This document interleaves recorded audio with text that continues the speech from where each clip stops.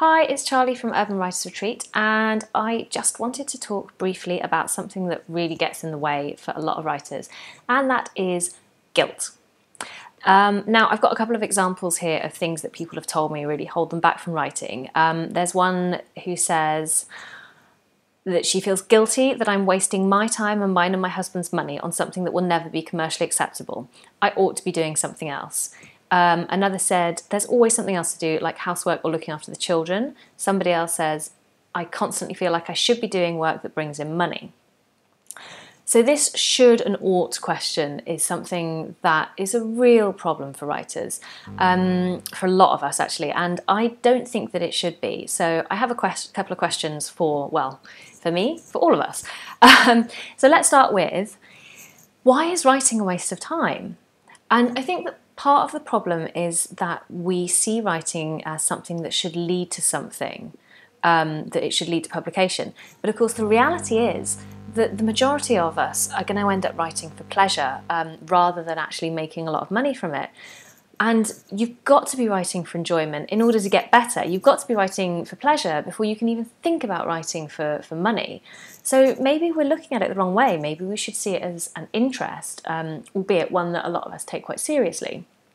So if you think about some other things that people do just as pastimes, like reading, football, ballet, cross-stitch even, we generally accept that that's just their interest and it's not seen as a selfish thing to do. For example, if your partner was into gardening and wanted to start making a flower bed, would you complain about how selfish they were? I mean, no, of course not. You'd probably go out and buy them a gardening mat to protect their knees. So you might find that the people in your life, once they understand that this is something that you're really interested in, that you care about, that they'll actually be really supportive in the same way that you would for them. So maybe we shouldn't just assume that people will react badly based on the fact that we feel bad about writing. Okay, second question. Even if writing can be a little bit selfish, is that so terrible? I don't think it is. I really don't. I mean, since when has the sole purpose of your life been to squash yourself down and to make other people more important than you are? It's one thing to care about other people and to take your commitment seriously, but it's another thing entirely to assume that the things that you want to do are less important than any of the things that anyone else wants to do. And I think it's really hard to remember that sometimes, but it's completely possible to be a good parent, a good friend, a good partner, and still do the things that you enjoy. Okay, so having asked those two questions, my third one is the problem the outside world, or is the problem my feeling of guilt? Have I created this problem? I think that's something that we all should maybe ask ourselves. I mean, is it true that I really can't do this, that the situation is fixed, or is it more that I have trouble letting go of the things that I feel I should be doing and that I'm stopping myself? So, for example, this is a really common problem for writers with children. They constantly feel guilty if they are holed away from the family writing. But what would happen if, for example, you asked your teenage child to cook once a week?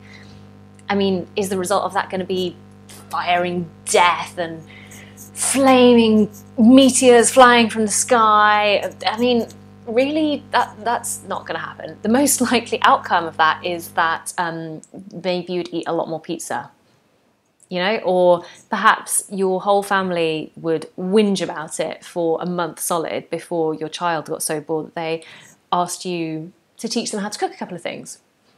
And then when they left home, they would be the most popular one because they're the only one who actually knows how to cook pasta. I think it's really useful to think about, how can I do this, rather than just thinking I can't do this. And you know, also ask yourself, do I really need to feel bad about writing? Because honestly, you probably don't.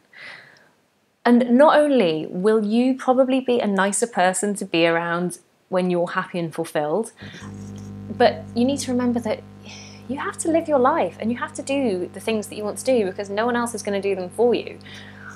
And what is it that you're going to regret not doing in 15 years or in 25 years? And I suspect that for a lot of people, not having written is going to be right at the top of that list. So that's just some food for thought for you. Don't feel guilty about writing. Just you need to find new ways of thinking about it.